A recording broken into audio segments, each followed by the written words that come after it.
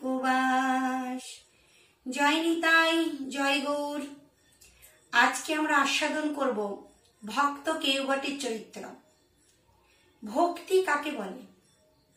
শ্রীমদ্ ভাগবতের 2য় অধ্যায়ে যেখানে ভক্তিযোগ প্রসঙ্গ আছে, সেখানে একটি শ্লোকে বলা হয়েছে, সবাই পুংস পরধর্ম যতর ভক্তির অধক্ষজে আহৈতুক্কা প্রতিহতয়াত্মা সম্প্রসিদতি। সবাই পুংস পরধর্ম অর্থাৎ সর্বশ্রেষ্ঠ ধর্ম তাকেই বলা হয় যে ধর্মের দ্বারা ভগবান শ্রীকৃষ্ণের চরণে ভক্তির উদয় হয়।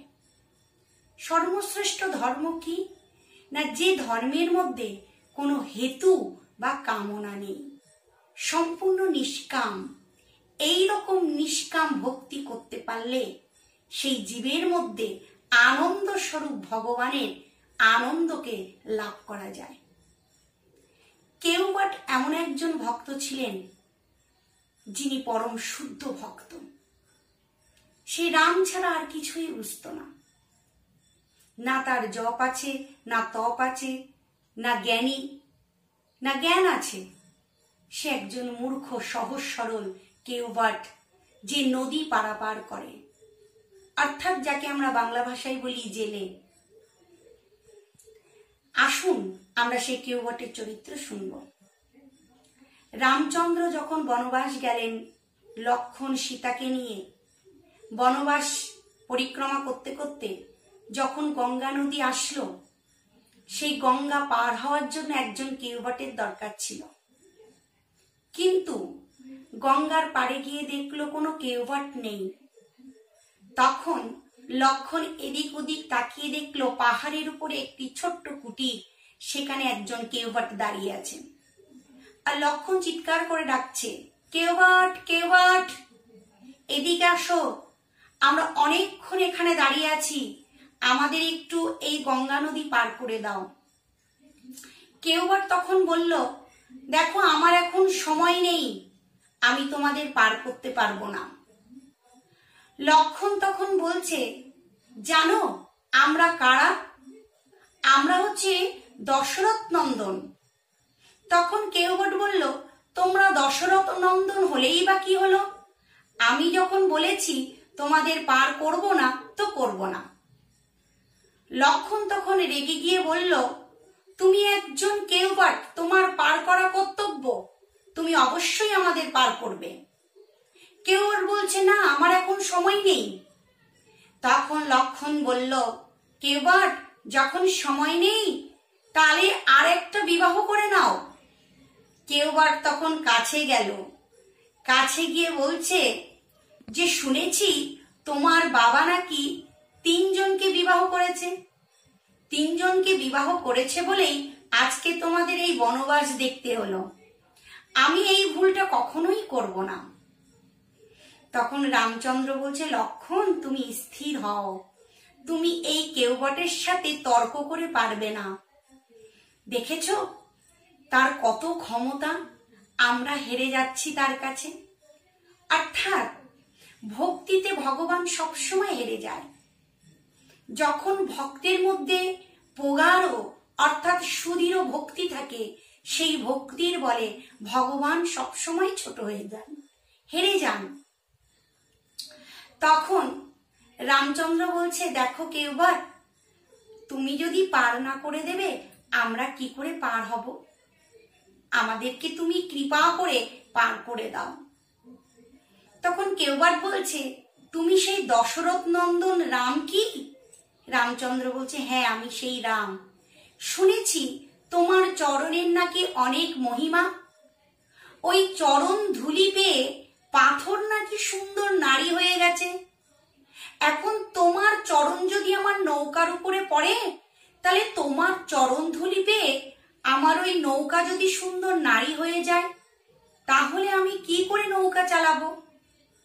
আমার তো রোজগারই বন্ধ হয়ে যাবে। তাই আমি তোমাকে নৌকায় বসাতে পারি, কিন্তু একটি শর্ত আছে। প্রভু বলছে, কি শর্ত? আমরা সবংশে তোমার ওই চরণকে ধৌত করব, ধৌত করে সব ধুলিকে নষ্ট করব। ওই চরণের ধুলির তো অনেক মহিমা, তাই ধৌত করলে ধুলি চলে যাবে, আর চরণ পড়লে আর নৌকা সুন্দর নারী হবে না।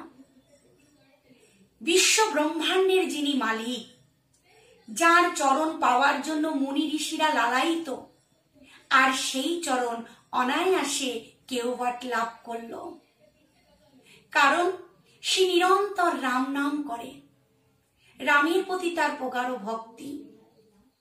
জয় রাম শ্রী রাম, জয় জয় রাম, জয় রাম শ্রী রাম, জয় জয় রাম, জয় রাম শ্রী রাম, জয় জয় রাম, জয় রাম শ্রী রাম, জয় জয় রাম।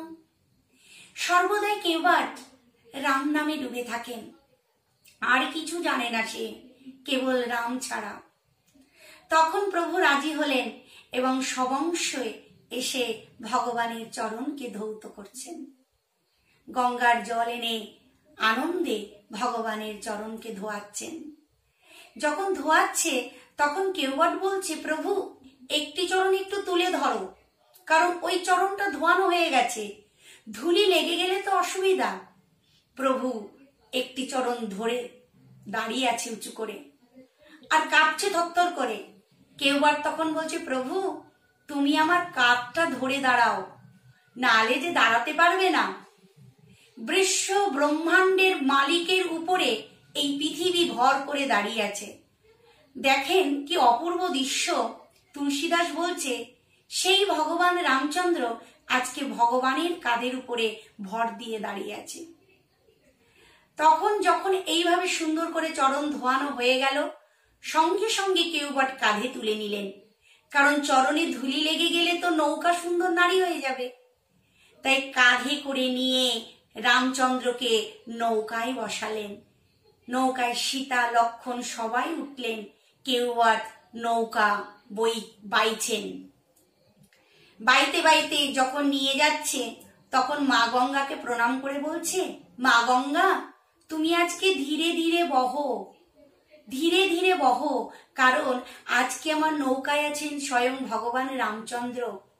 যত ধীরে ধীরে আমার নৌকা যাবে, ততই আমি প্রভুর সঙ্গ করতে পারবো। এ সঙ্গ সর্বশ্রেষ্ঠ আর দুর্লভ। সংসারে সব থেকে শ্রেষ্ঠ সঙ্গ ভগবত ভক্তের আর ভগবানের। যতক্ষণ ভগবত ভক্তের সঙ্গ হবে, ততক্ষণ জানবেন ভগবানের সান্নিধ্যে আছেন। আর সেই ভগবানকে যখন কেউবাট পেল, তখন কি ছাড়তে মন হয়? তাই কেউবাট গাইছেন, গঙ্গা মাইয়া ধীরে বহো, গঙ্গা মাইয়া ধীরে বহো, হে গঙ্গা মাইয়া তুমি ধীরে ধীরে বহো।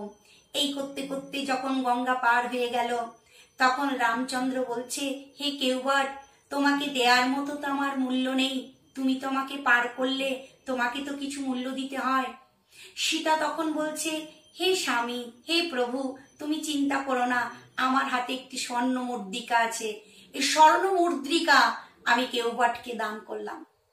কেউবাট তুমি এই মুদ্রিকাটা রেখে দাও, মূল্য হিসাবে এই মুদ্রিকা তোমাকে আমি দিলাম। কেউবাট বলছে, মা সীতা তুমি আমাকে মায়ার জালে জড়িয়ে দিও না। যারা প্রভুর চরণ পায় না, তারাই এই মায়ার জালে পড়ে। যেমন একজন জেলে যখন মাছ ধরতে যায়, জাল ফেলে, মাছগুলো যখন জেলের চরণের কাছে পৌঁছে যায়, তখন কিন্তু আর জালের মধ্যে মাছ পড়ে না। আমিও ঠিক তদ্রূপ, আমি প্রভুর চরণের কাছে আছি, আমি চরণে অবস্থান করছি, অর্থাৎ তোমার ওই স্বর্ণ মুদ্রিকার জাল আমাকে স্পর্শ করতে পারবে না।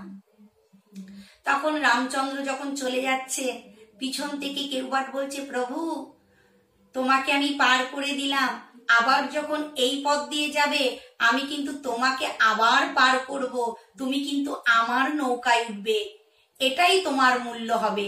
যেন ভগবানকে বুকিং করে রাখলো ভক্ত। রামচন্দ্র যখন আবার ফিরছেন, তখন কেউবার দেখছেন যে উপর থেকে উপর দিয়ে প্রভু যাচ্ছেন বিমানে করে, 3 জন উপর দিয়ে যাচ্ছেন।